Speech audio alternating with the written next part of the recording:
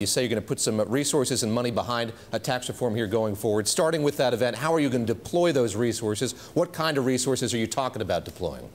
We have full-time staff that's permanent in 36 states, from Arizona to New Hampshire, from Florida to Montana, really everywhere in between, hundreds of staff on the ground, and they're permanent.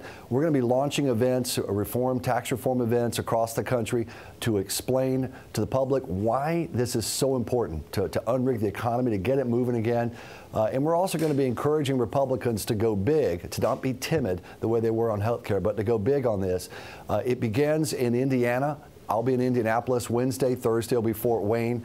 But before that is here in Washington, D.C. this Thursday with Secretary Mnuchin.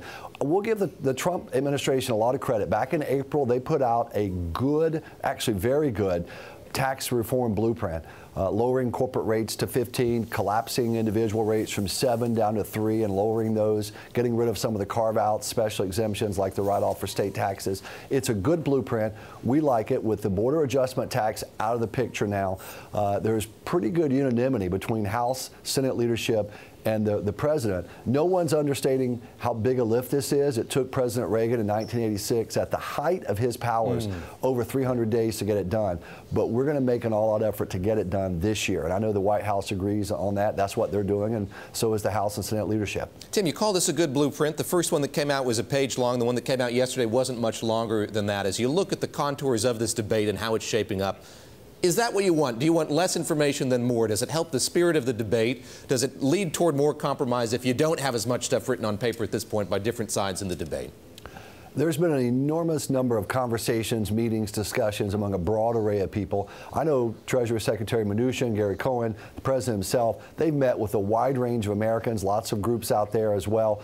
And it's been a good, healthy debate and discussion. I suspect we'll see actual language post-Labor Day. And so far, though, it's a good effort on tax reform. There's been a lot of cohesion among the Republican leadership.